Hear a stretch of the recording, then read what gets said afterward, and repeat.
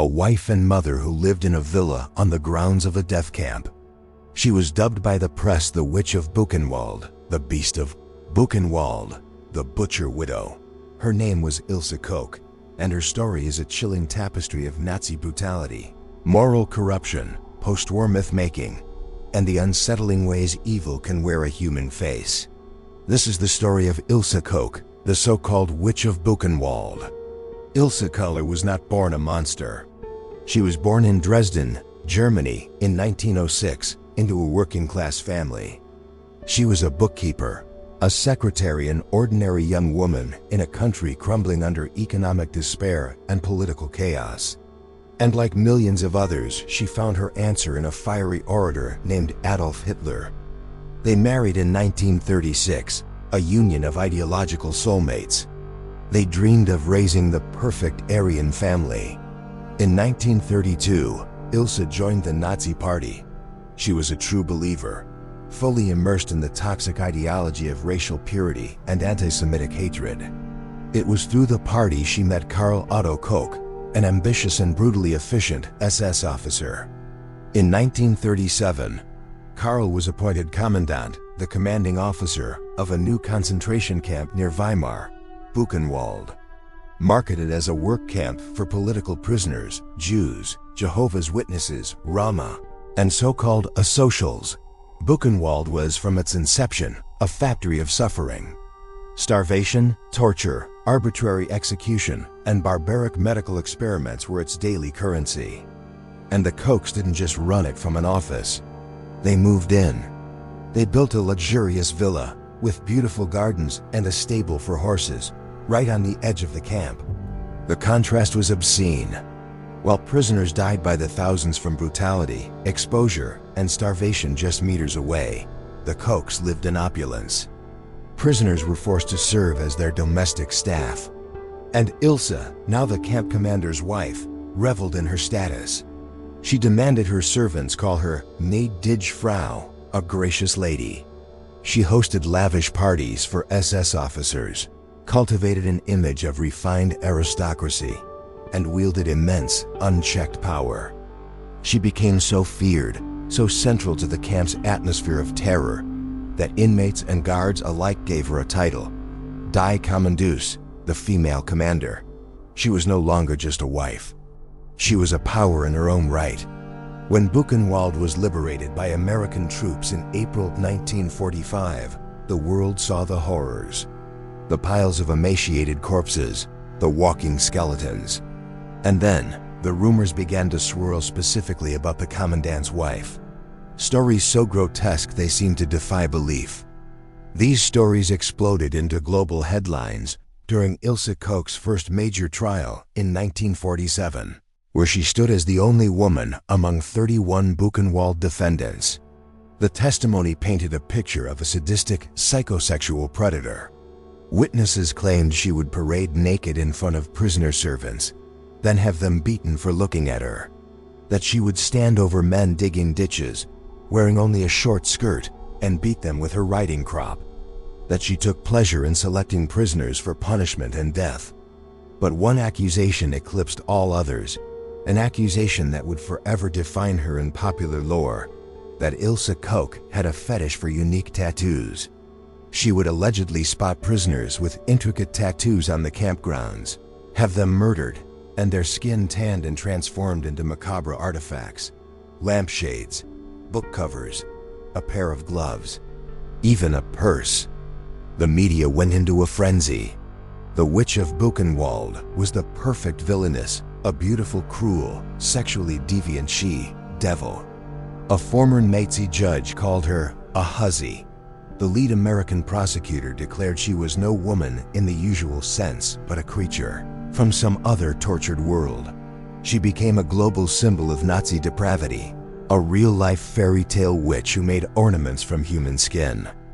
This legend took on a life of its own. It's believed she inspired the character of the brutal female guard in Lena Wertmüller's film Seven Beauties.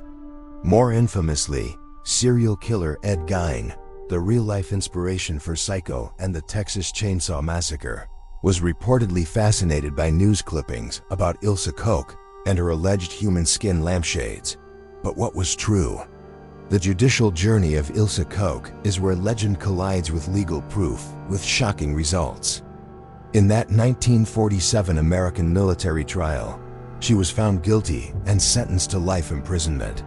She played the part of the ignorant housefrau, claiming she knew nothing of the crimes, that she was just a mother and caregiver. But the court didn't buy it. Then something unexpected happened. In 1948, the sentence was reviewed. The military governor of the American zone, General Lucius Clay, commuted her life sentence to just 4 years, citing a lack of convincing evidence. Specifically, he noted that while human skin artifacts existed at Buchenwald, a fact confirmed, there was no conclusive proof she had ordered them made or possessed them. The most sensational claims, he suggested, might be hearsay. The public outrage was immediate and international. "Witch freed!" screamed headlines. Under intense pressure, West German authorities arrested her in 1949 and put her on trial again in 1950-51. This time, the German court took a different, perhaps more legally precise approach. They downplayed the harder-to-prove psychosexual sadism and the iconic lampshades. Instead, they focused on her role as a Mitlefufferin, a follower, and an instigator. Witnesses testified to her direct involvement in the camp's machinery of murder. They stated she had routinely reported prisoners for beatings or execution for minor infractions, signing their death warrants with a casual cruelty.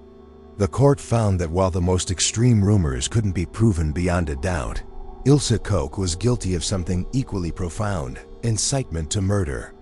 She had used her immense power within the camp system to fuel the violence.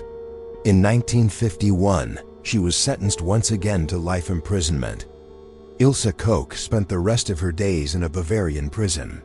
In 1967, at age 60, she wrote a final letter to her son, claiming she was broken and couldn't take it anymore. She then hanged herself in her cell. So who was the Witch of Buchenwald? Was she the legendary she-devil with a collection of human skin? Historians today are largely skeptical of the specific, most grotesque artifacts being directly tied to her. The infamous lampshades presented at trial were later scientifically tested and found to be made of goat skin. But does that exonerate her? Absolutely not. It forces us to look beyond the cartoonish monster. The real Ilse Koch may be more frightening because she is more recognizable. She was an enthusiastic Nazi, a beneficiary and active participant in a system of absolute power and absolute degradation. She lived a life of luxury financed by slavery and mass murder. She actively contributed to the terror of Buchenwald, inciting violence and enjoying her status as its queen. Her evil wasn't in a mythical lampshade. It was in her everyday complicity, her zealotry, and her willingness to dehumanize thousands while calling herself a gracious lady. The legend of the witch was born from a world desperate to comprehend the incomprehensible. Turning her into a supernatural monster was perhaps easier than facing the mundane reality that such cruelty could exist in the seemingly ordinary woman next door. Her story is a permanent warning about the banality of evil, the seduction of ideology, and the dangerous allure of a good myth that can sometimes obscure an even more terrible truth. What do you think? Was Ilse Koch a uniquely sadistic monster, or was she a product and an amplifier of a monstrous system? Does the myth of the lampshades ultimately help or hinder our understanding of Nazi crimes? Let us know your thoughts in the comments below.